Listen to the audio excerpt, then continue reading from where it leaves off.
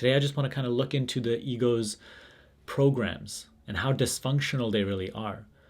And as long as we continue to believe in the thoughts that are arising as my voice, and as long as we engage with these thoughts as they are of significance constantly, even during the times that there needs to be no thought activity, then again and again we will continue to fall into those programs that then rule your experience. So today I have a very, very simple 3-step process for you that will help you to let go of being in this cycle of the mind constantly just reinstating its own position of whatever it is currently believing. So we'll take an example of having an argument with somebody, because it's a very, very simple example to explain this. In the argument, the mind, only thing it cares to do is prove that you are correct and that you must win this argument and prove the other person wrong. Until this is the belief, right? The thoughts that you will have will only seek to do that. They are not seeking a resolution. They are not seeking the truth. So the first thing that we must do is let go of interest in the thoughts that are arising. If you stay engaging with and believing in the thoughts that are arising in this moment, you will create further conflict, or you will create temporary solutions which lead to conflicts in the future. And there's always a winner and loser in these thoughts. Again, if you continue to engage with these thoughts, you will remain imprisoned by what these thoughts are projecting. So until you let go of interest in the thoughts, until you let go of interest in what is arising, there's no freedom.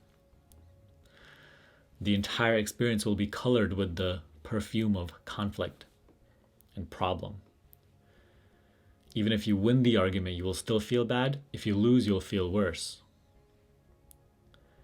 So there's never really a winner here. So in those moments, you first must let go of engaging with thoughts. You must, or even let's just say a problem has occurred, and right now you're in a sort of a despair, right? You must let go of engaging with those thoughts. You must find that inner stillness, that inner silence. You must abide in the awareness, which is aware of the current thoughts that are arising. Until we become silent, we continue to remain, just like a hamster running on the hamster wheel of the current thoughts that are arising, of the current perception that is coloring our experience. So step 1, always let go of interest in whatever thoughts are arising. Now, second, you must let go of the need, the desire to be right. Right? In life, in an argument, in anything, let go of the need to be right. When you let go of this need, there's nothing anymore to protect. You can even have a big business venture that you have no pressure on yourself that I must be right with this must turn out well, and you will have no pressure, and the outcome will actually be much more pleasant. In an argument, you can completely let go of the need to be right, and you will find a resolution much quicker. In life, you could be experiencing a big problem, and you will let go of the need to have a perfect life, to be right, to do everything correctly, and boom, like relief instantly. And the problem will then reflect that too. The situation will unfold according to that.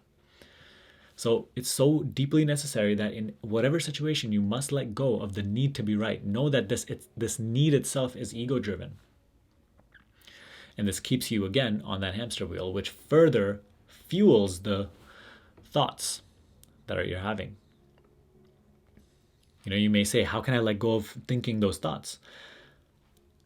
Because the thoughts themselves project that you need to be right. So let go of the need to be right itself will help you disengage with the thought activity. Now, lastly, in arguments, in conversations, in at work, right? In relationships. Let go of the need to be somebody. This somebodyness, this importance that we instill within our characters makes us act so selfishly, so unauthentically. When we are a somebody, then we have countless desires and resistances. When we are a somebody, we have countless, preferences, dislikes, attitudes, behaviors that just cloud that authenticity, the bright blue sky, that natural well-being. When you let go of the need to be somebody, now you can simply be the empty vessel through which natural inherent in natural intelligence that is inherent in this present moment can express itself freely. And you can play the role of whatever you need to play in this moment for the needs of this moment. So if the need of this moment is for you to be a loving, caring presence for somebody, you can be that, even if the other person has wronged you. If the need of this moment that is arising is for you to be a really hardworking person, then that can happen as well. If the need for this person, if for this moment is for you to, suppress your needs in order to be to be of help to somebody, then that can happen as well, joyfully. And it no longer feels like I am, suppressing my needs and all that stuff. Because whose needs? We are getting rid of the core of those needs. We are becoming the empty space of awareness rather than a somebody that has something to protect or conquer or achieve. With this attitude, there's no longer a need to be right, because who's going to be right?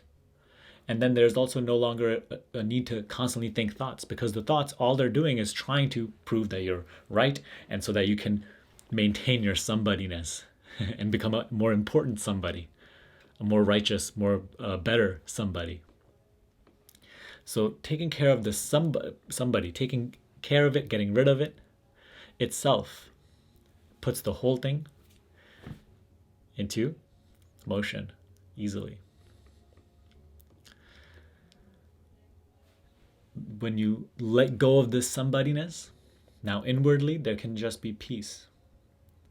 Because if there is no somebody here, then there are no likes or dislikes. Then there are no needs, wants, desires, resistances. It's simply being here with life as it is, acting with the needs of this moment, being joyful. And that joy is not something that is achieved, it is something that just arises when you remove the somebody that was clouding that joy. You don't need a reason to be joyful. You don't need a reason to be happy. You need a reason to be sad. You need a reason to be upset. So at the heart of it, when we remove it, the somebody that is there to be upset, then we can simply be empty. Inwardly, we feel this as joy and relief and peace. Outwardly, we feel this as flow, as well-being and harmony in our experience. And through this process, through these simple little 3 steps, the ego becomes weaker. It is seen to be a phony, something that simply arises from moment to moment and constantly changing. It is seen to be not me.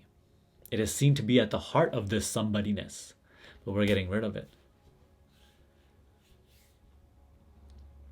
And the ego is less and less and less believed in once we start practicing this. In all situations in life, at work, in relationships, in arguments, in conversations. So this is true freedom. Only in this way are you free. Are you free of the million pressures and negativity and resistances and suffering that you impose on yourself. Once you get rid of the core of that suffering, the reason for it, and also the one that suffers, then suffering itself dissolves.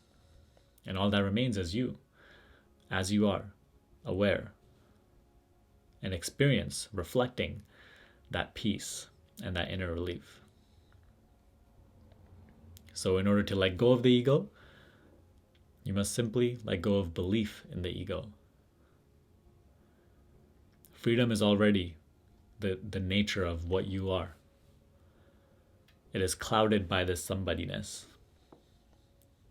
And then it reflects this lack of freedom that we impose on ourselves, then reflects in all conversations, all relationships, all situations in life. So put this into practice. Next time, from here on out, any situation you find this to be relevant for, let go of interest in the thoughts that are arising, let go of wanting to be right, and let go of the need to be a somebody. Be a nobody, and see how you open up to your entire experience and how your entire experience opens up to you in a feeling of felt oneness. Peace.